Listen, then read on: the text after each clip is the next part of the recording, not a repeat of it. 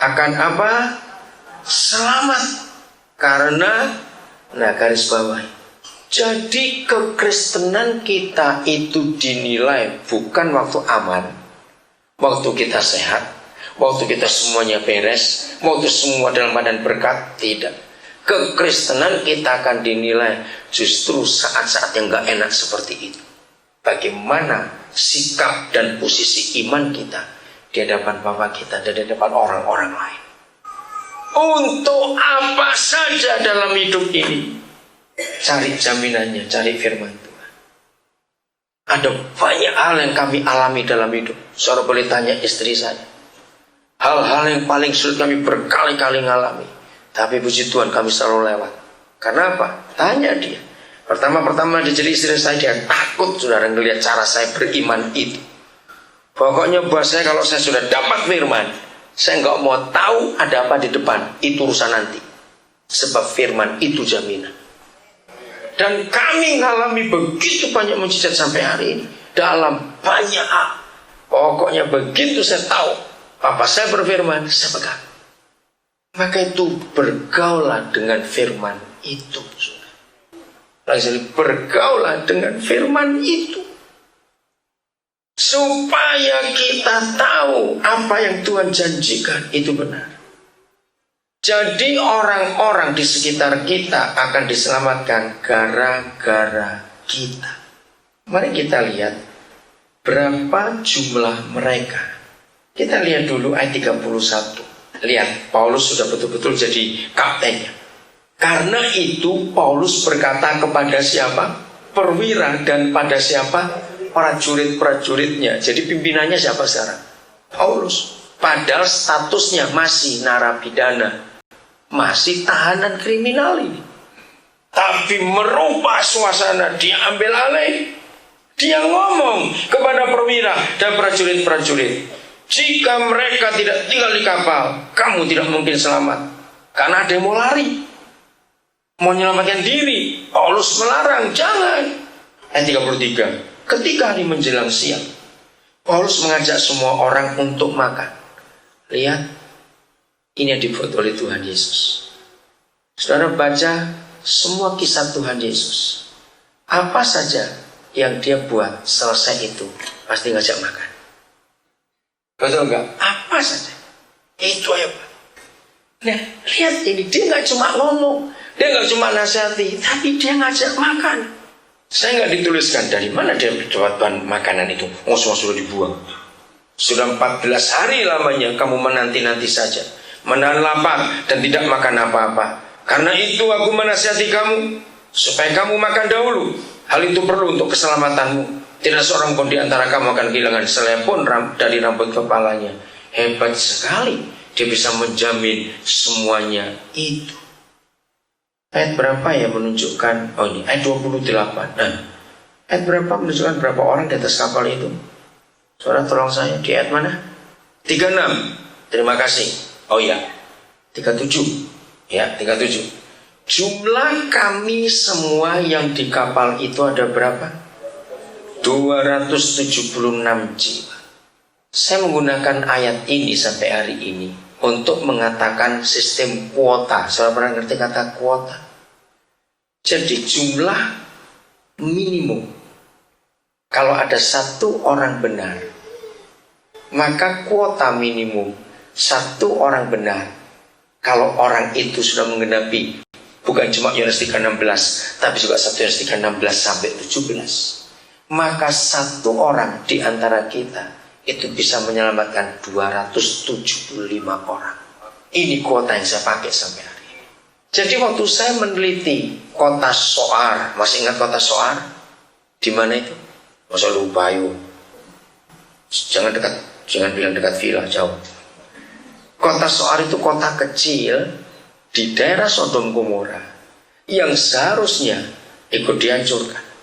Tapi Lot menawar, Tuhan, kalau aku suruh lari bersama keluarga sampai ke gunung itu nggak akan nyampe, karena bencana sudah datang. Kota di depanku itu kecil, boleh nggak aku ke situ? Lalu ditulis, maka Soar tidak ikut dihukum karena Lot. Tapi Lot Itu tinggal 3 orang karena istrinya sudah meninggal karena hukuman itu. Nah, jadi kira-kira berapa jumlah kota Zoar? Saya pakai ayat ini. Jumlahnya kira-kira 275 kali 3 orang, kali 3. Nah, yang lebih mengherankan, saudara percaya Lot dan 2 anaknya itu setengah benar? Betul nggak? Kenapa saya berkata setengah benar? Karena mereka gak serius dengan Tuhan. Tapi karena doanya omnya, yaitu Abraham, mereka diselamatkan.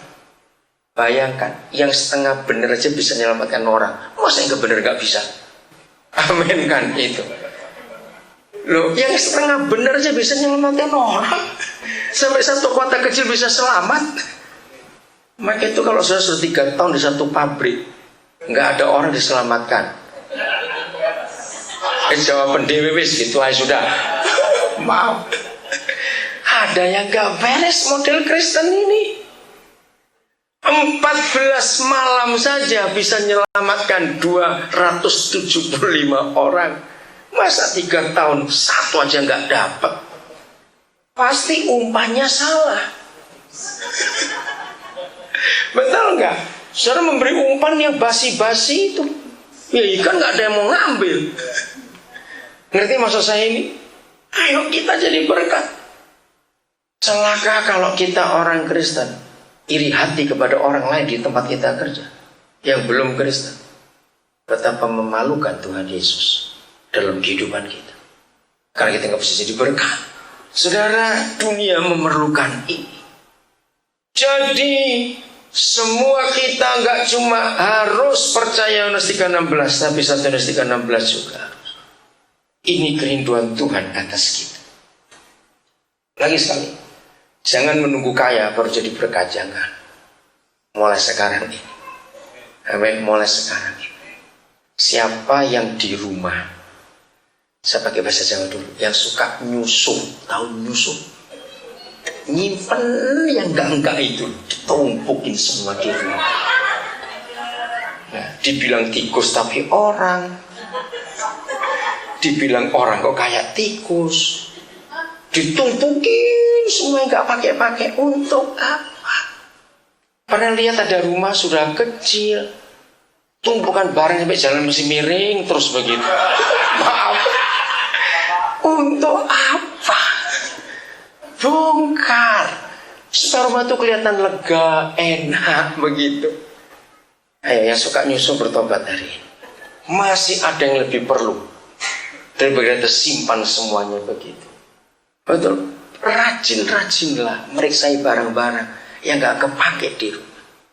Maaf, saya cuma cerita. Kalau saudara ke rumah kami itu lega sekali.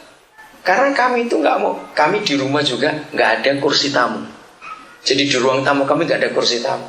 Kami pakai tikar supaya kelihatan bersih terus. Tamu datang tikar dibuka, tamu pulang tikar digulung, bersih terus. Enak, lesen itu enak. Bukan kami nggak bisa beli. Bukan malas bersih-bersih, bukan. Kok malas bersih-bersih? Wah. Bukan, kami itu senang yang rapi, yang enak dilihat orang. Kami itu nggak punya banyak almari, tidak. Saya itu punya prinsip. Kalau saya beli baju 1 atau dikasih orang 1, saya langsung keluarkan 1 juga. Kalau saya bisa beli 3, saya langsung keluarkan 3. Jadi nggak pernah tambah, tetap terus. Apa saja.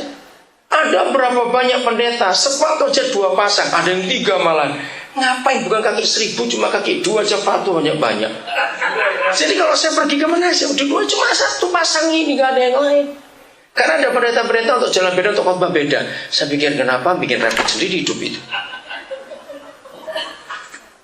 Karena apa? Kami mau jadi berkat buat semua orang dalam hidup ini. Mau jadi berkat. Tanya Melki, ini berapa hari keliling-keliling kemana? Saya cuma bawa kantong plastik, sudah. Ke New York kantong plastik, ke New Jersey kantong plastik, ke Maryland kemana kantong plastik saja. Saya nggak mau repot hidup itu. Kok kenapa? Hiduplah yang praktis. Hidup ini sudah susah, jangan disusahi lagi oleh yang enggak ini apa saja ini. Ayo kita belajar memberi buat orang lain. Amin. Itu kekristenan.